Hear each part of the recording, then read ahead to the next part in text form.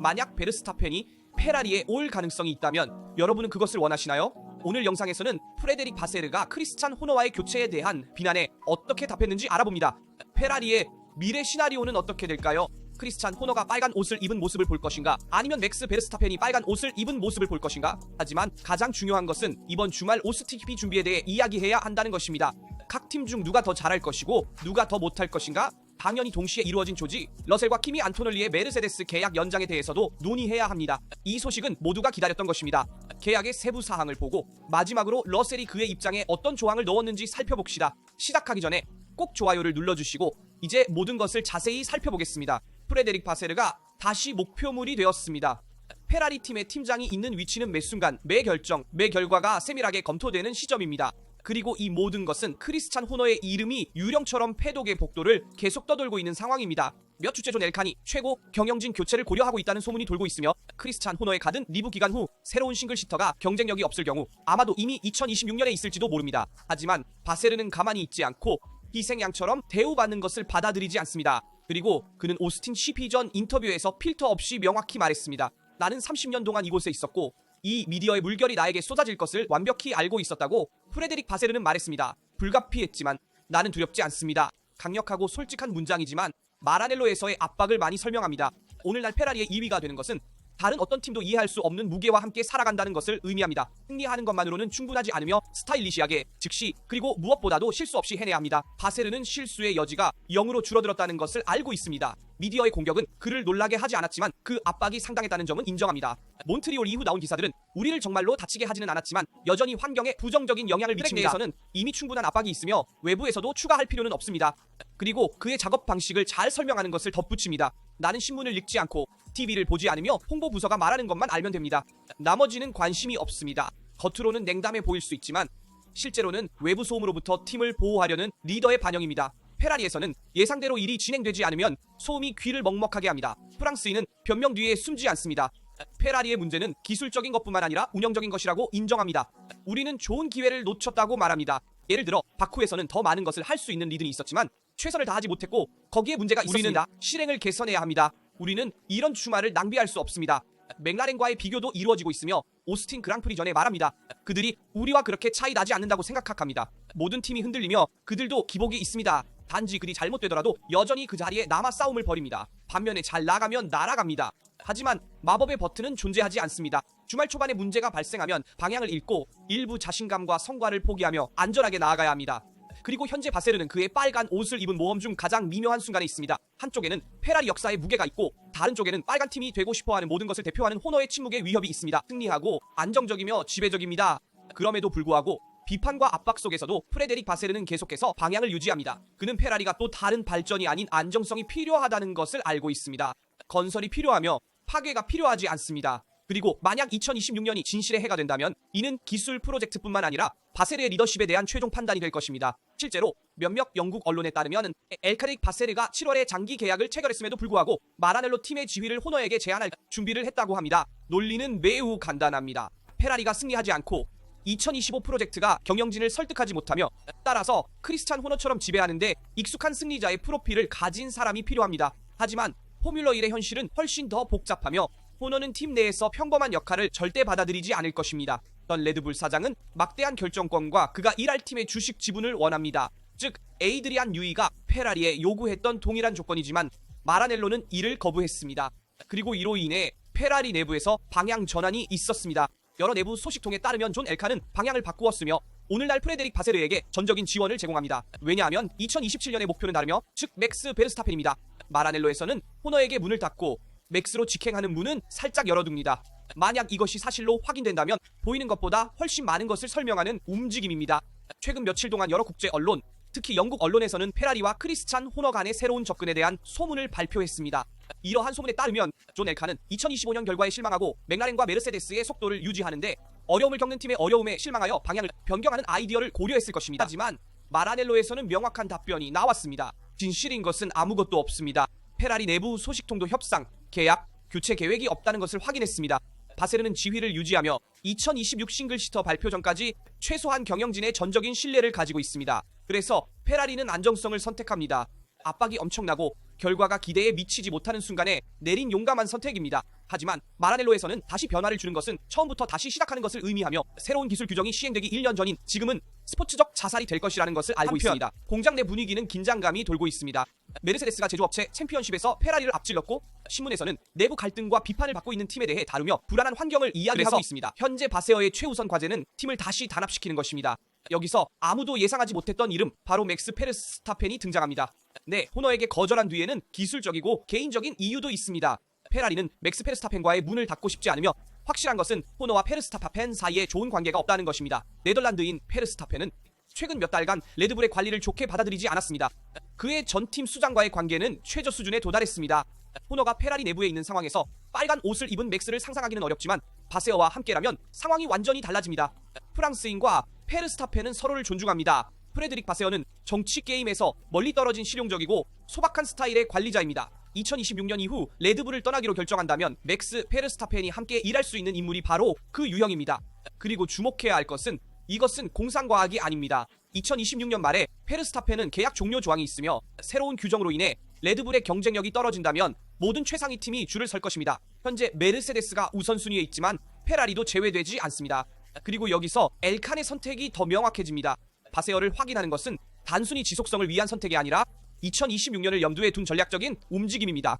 왜냐하면 말처럼 달리는 페라리가 마침내 경쟁력 있는 차와 안정된 팀을 맥스에게 제시할 수 있다면 그 기회는 실현될 수 있습니다. 그리고 크리스찬 호너는 사실 그의 도착은 복잡하고 아마도 불리한 거래가 될 것이며 경제적인 요구뿐만 아니라 팀의 주주주 조건도 포함됩니다. 또한 바세어의 급여의 2.5배에 대해 이야기됩니다. 호너는 토토 울프처럼 완전한 역할을 원합니다. 결정권, 완전한 자율성, 그리고 무엇보다도 지분 참여를 원합니다. 하지만 페라리는 그렇게 운영되지 않습니다. 페라리는 결코 영미식의 기업팀이 아니며 마라넬로 이사회가 직접 통제하는 계층적 구조입니다. 그리고 다른 사람의 집에서 주인인 호너는 그 시스템에 결코 맞지 않을 것입니다. 그래서 크리스찬 호너의 아이디어는 폐기되었고 현재 마라넬로에서는 바세어와의 지속성을 통해 미래에 대해 이야기하고 있으며 특히 2027년 페라리에서 맥스 페르스타펜의 가능성을 논의하고 있습니다. 현재 우선순위는 안정적이고 경쟁력 있는 팀을 구성하여 적합한 자리가 생기면 최상위 드라이버를 받아들일 준비를 하는 것입니다. 왜냐하면 결국 호너에 대한 거절 뒤에는 더 큰 무언가가 있습니다. 건설하고 반응하지 않으려는 페라리가 있으며 오랜 시간 만에 처음으로 장기적인 움직임을 계획하고 있을지도 모릅니다. 그리고 오늘 28세가 된 샤를 르클레르의 생일날 페라리와 그 드라이버들의 미래가 의문에 쌓입니다. 왜냐하면 샤를 르클레르와 루이스 해밀턴 중 한 명이 맥스 페르스타펜에게 자리를 내주어야 하기 때문입니다. 가장 가능성 있는 아이디어는 루이스 해밀턴이 맥스 페르스타펜으로 교체되는 것입니다. 하지만 물론 맥스는 진정으로 경쟁력 있는 팀에만 간다는 것을 알고 있습니다. 따라서 레드불을 떠나야 할 경우 그 당시 가장 경쟁력 있는 팀으로 갈 것입니다. 페라리가 경쟁력 없으면 맥스 페르스타펜의 아이디어도 사라질 것입니다. 그리고 페라리 내부의 리더십에 대해 공개적으로 언급한 알레산드로 베네통의 말에도 주목해야 합니다. 사실 베네통 포뮬러 1팀의 전 회장은 자신의 의견을 말하고 싶었습니다. 사실 베네통 포뮬러의 승리 30주년을 기념한 다큐멘터리 공개에 맞춰 알레산드로 베네통은 마이클 슈마허의 성공과 모든 예상을 뒤엎고 포뮬러 1의 거인들을 물리쳐 1995년에 세계 챔피언십을 차지한 작은 이탈리아 팀의 성공에 대해 공개적으로 말했습니다. 베네통은 과거의 기억에만 치우치지 않고 현재 특히 페라리의 위기에 대해 이야기했습니다. 그는 말했습니다. 진행하기 위해 필요한 단절을 만들지 못하는 순간들이 있습니다. 동양인들은 식물이 자라지 않으면 죽는다고 말합니다. 그리고 이는 마라넬로 팀을 지칭하는 문구입니다. 왜냐하면 현재 페라리는 더 이상 성장하지 않고 리듬을 바꾸고 재창조하기 위한 생명력 있는 추진력을 찾지 못하는 단계에 있는 것 같습니다. 그래서 그에게 페라리 회장이라면 무엇을 할 것인지 물었습니다. 그리고 베네통은 외교적으로 답변했습니다. 너무 어려운 질문입니다. 최근 몇 년 동안 그 순간을 가까이에서 경험하지는 않았지만 기업들은 위기 시에 에너지를 통해 차이를 만들 수 있는 리더를 찾아내야 한다고 생각합니다. 마이클 슈마허가 페라리에서 했던 것처럼요. 단순히 위대한 드라이버가 아니라 에너지의 촉매제였습니다. 그래서 페라리에 부족한 것은 다양한 재능을 승리하는 팀으로 변환하고 결합하고 동기를 부여할 수 있는 감염력 있는 리더입니다. 그 후 베네통은 지아니 아넬리의 역사적인 발언을 인용했습니다. 베네통 포뮬러가 승리를 시작했을 때 변호사는 그의 평소의 아이러니로 이렇게 말했습니다. 스웨터를 만드는 사람들이 어떻게 우리보다 포뮬러 1 차량을 더 잘 만들 수 있을까? 몇 년 후 알레산드로가 이렇게 평가한 문장입니다. 그것은 변화의 용기입니다. 잃을 것이 없을 때 더 많은 위험을 감수합니다. 하지만 이름과 성공의 전통을 가지고 있을 때 실수를 두려워하는 것이 감옥이 됩니다. 그리고 그것은 매우 강력한 반성입니다. 왜냐하면 그것은 현재 페라리가 빠진 함정과 정확히 일치하기 때문입니다. 전통의 감옥입니다. 변화에 대한 두려움이 너무 많고 위험에 대한 신중함이 너무 많으며 이제는 영감을 주기보다 무겁게 느껴지는 역사에 대한 집착이 너무 많습니다. 따라서 페라리는 2027년 맥스 페르스타펜을 목표로 해야 하며 그는 작업 그룹을 중심으로 삼고 페라리를 전환시켜 경쟁 영역 있는 차와 함께 마침내 타이틀을 위해 싸울 수 있는 리더입니다. 이는 미리 준비해야 하는 움직임이고 지금 토토 볼프가 조지 러셀과 키미 안토널리를 재계약했으니 페라리는 맥스 페르스타펜을 겨냥해야 합니다. 하지만 토토 볼프는 이후 몇 년 동안 페르스타펜을 겨냥할 것입니다. 그러므로 메르세데스는 드라이버 시장에서도 페라리의 경쟁자로 남을 것입니다. 하지만 오스틴에 대해 조금 이야기해보죠. 그리고 이번 주말의 경기에 팀들이 어떻게 준비하고 있는지 봅시다. 작년에 오스틴에서 르클레르가 사이언츠 앞에서 더블 우승을 했던 페라리는 이제 영원히 지나간 것 같지만 사실 12개월 전이었습니다. 그 페라리는 질적 도약을 준비하는 것처럼 보였지만 오늘날의 페라리는 기술적 측면보다는 실행 측면에서 막혀있는 것 같습니다. 그리고 바세르는 말했습니다. 우리는 최근 경기에서 패키지를 최대한 활용하지 못했음을 알고 있지만 팀은 단결되어 있으며 방향을 바꾸기로 결심했습니다. 현재 페라리의 가장 뚜렷한 문제는 일관성입니다. 페라리가 깨끗한 주말을 잘 마무리하면 결과가 나오지만 세팅 오류나 잘못된 타이어 선택 하나로 모든 것이 망가지기 쉽습니다. 그래서 오스틴이 중요한 이유는 그 자체의 결과보다 팀이 연말을 강하게 마무리하기 위한 정신적 견고함을 회복했는지를 이해하는 것입니다. 바세르는 그것을 알고 있으며 공개적으로 말합니다. 기적이 필요하지 않습니다. 정밀함이 필요합니다. 세팅 선택과 전략, 피트스톡에서의 정확성이 필요합니다. 팀이 시즌 초반에 가졌던 명확성을 되찾아야 합니다. 그리고 특히 언론이 기술적, 정치적 위기를 계속 이야기하는 시점에서 평온함이 필요합니다. 그리고 오스틴은 단지 또 다른 경기가 아닙니다. 사실 레드불에게는 진실의 순간입니다. 몇 달간의 우여곡절과 RB21의 경쟁력에 대한 많은 질문 후 미국 그랑프리는 기술적, 전략적, 정신적 총 스트레스 테스트와 함께 옵니다. 왜냐하면 오스틴의 트랙은 느린 곡선, 빠른 구간, 끝없는 직선의 조합으로 인해 용서하지 않기 때문입니다. 그리고 이번에는 레드불이 실수할 여유가 없습니다. 미국의 서킷은 일정 중 가장 완벽한 코스 중 하나로 여겨집니다. 모든 것을 갖추고 있습니다. 강력한 브레이킹, 매우 빠른 방향 전환, 그리고 트랙션이 중요한 느린 곡선이 있습니다. 박스에서 일하는 사람들에게는 악몽입니다. 단일 좌석 자동차의 실제 수준을 이해하고자 하는 사람들에게는 완벽한 실험실입니다. 바로 이곳에서 레드불이 중요한 내부 도전을 가지고 도착합니다. 새로운 작업 방법이 실제로 작동하는지 확인하십시오. 시즌 중반 위기 이후 밸런스 문제와 페르스타펜의 실력 붕괴로 팀은 접근 방식을 변경했습니다. 사전에 더 많은 분석이 있으며 트랙에서는 즉흥적인 조정이 줄어들고 마지막 순간에 수정이 줄어들고 계획이 더 많습니다. 현재까지 레드불은 올바른 방향으로 움직이는 것처럼 보입니다. 몬자 이후로 트렌드가 바뀌었습니다. 헬무트 마르코는 그것을 명확히 말했습니다. 우리는 올해 최고의 금요일을 경험하고 있습니다. 새로운 팀 책임자는 특별히 혁신적인 것은 없었지만 작업 방식을 변경했습니다. 그는 방법, 차분함, 더 공학적인 관리를 가져왔으며 어떤 의미에서는 본래로 돌아갔습니다. 페르스타펜에 따르면 이것이 팀이 안정성을 회복하는 데 도움이 된 요소입니다. 사회 세계 챔피언인 그는 언제나처럼 지나치게 판단하지 않지만 레드불은 현재 첫 세션 후 모든 것을 처음부터 다시 해야 했던 과거와 달리 견고한 세팅 기반으로 주말을 시작할 수 있습니다. 그리고 이는 오스틴에서의 단 하나의 자유 연습 세션과 스프린트 레이스가 있다는 점에서 승리와 추격의 차이를 만들 수 있습니다. 레드불은 그것을 잘 알고 있습니다. RB21은 사용 범위가 좁고 매우 효율적인 차이지만 이상적인 온도에서 작동하지 않으면 붕괴합니다. 그리고 이러한 한계를 드러낼 수 있는 서킷이 있다면 바로 오스틴입니다. 계속되는 오르내림, 연속되는 곡선, 아스팔트 연결 및 텍사스의 열기는 모든 부품에 압력을 가합니다. 대시, 타이어, 공기역학. 그러므로 페르스타펜에게는 다음 경기에서도 드라이버 챔피언십을 위해 싸울 수 있을지를 알아보는 진실의 경주입니다. 그리고 이 경주는 페르스타펜에게 레드불이 RB21을 경쟁력 있게 유지하여 2025년을 잘 마무리할 수 있을지를 이해하는데 필수적이며 레드불은 올해 모든 자원을 투자하고 있으며 그들이 말하기를 내년에도 필요할 것이기 때문입니다. 메르세데스와 페라리 같은 팀들은 2026년을 위해 모든 준비를 하고 있으며 이번 시즌의 마지막에는 업데이트를 피하고 있습니다. 레드불이 이번 시즌의 마지막과 2026년에도 경쟁력을 갖추게 된다면 페르스타펜은 밀턴 키니스 팀에 남을 것입니다. 반대로 그는 팀을 바꾸어 페라리, 메르세데스 또는 에스턴 마틴으로 갈 수 있으며 이는 앞으로 몇 년 동안 가장 승리하는 팀에 따라 결정될 것입니다. 하지만 한편 메르세데스는 드라이버 쌍을 확고히 했습니다. 사실 조지, 러셀과 안드레아, 키미 안토넬리가 2026년에도 메르세데스의 드라이버가 될 것이라는 공식 뉴스가 있습니다. 토토 볼프는 모든 의구심을 없애고 팀이 포뮬러 1의 새로운 규정 시대에 진입하는 라인업을 확인했습니다. 몇 주간의 추측을 끝내고 가능한 교체에 대한 소문을 반박하며 명확한 전략을 확인하는 결정입니다. 지속성, 안정성, 그리고 자신의 기술 프로젝트에 대한 신뢰. 러셀이 여러 해 계약을 체결했다는 확인이 있으며 이는 그가 2017년 메르세데스 주니어 프로그램에 참여했을 때 시작된 관계를 더욱 공고히 하는 것이며 러셀은 오늘날 완전히 성숙한 상태입니다. 싱가포르에서의 승리와 견고한 시즌 이후 그는 트랙 안팎에서 팀의 확고한 존재로 자리 잡았습니다. 그 옆에는 첫 번째 포뮬러 1 시즌에서 어려움이 없지 않았지만 순수한 재능의 발현을 보여준 신인인 볼로냐 출신 안드레아 키미 안토넬리가 있으며 마이애미 스프린트 레이스에서의 폴 포지션, 캐나다에서의 첫 번째 포디엄, 그리고 경기 후 경기로 점점 더 두드러지는 발전을 보여줍니다. 토토 울프가 말했다. 우리의 드라이버 듀오를 확정하는 것은 언제의 문제였지 여부의 문제가 아니었다. 모두가 만족할 수 있도록 시간을 충분히 가지고 일을 잘 처리하고자 했다.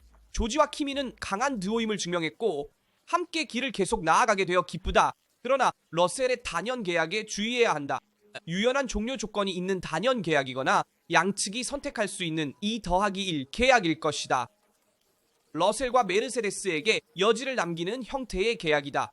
팀에게는 미래의 시장 기회, 예를 들면 2027년의 페르스타펜을 위한 문을 열어두는 방법이다. 러셀에게는 2026 프로젝트가 약속을 지키지 않을 경우를 대비한 안전망이다. 현재로서는 규정 변경으로 인해 2026년에는 메르세데스가 유력해 보이지만 이 성공은 확실하지 않다. 사실은 메르세데스가 페르스타펜을 얻기 위해 모든 것을 시도한 후 드라이버 듀오를 갱신했으며 토토 울프는 이를 분명히 인정했다. 접촉과 대화, 시도가 있었지만 결국 맥스는 레드불에 남기로 결정하며 팀을 바꾸는 문을 닫았다. 이는 2026년을 위한 것이다. 즉 먼저 A 계획이 시도되었고 그 후 B 계획이 발동되었다. 이는 왜 드라이버 갱신 발표가 그렇게 늦게 나왔는지를 설명한다. 키미 안토넬리에게는 당연한 일이었지만 조지 러셀에게는 더 중요한 문제였다. 토토 울프는 직접 인정했다.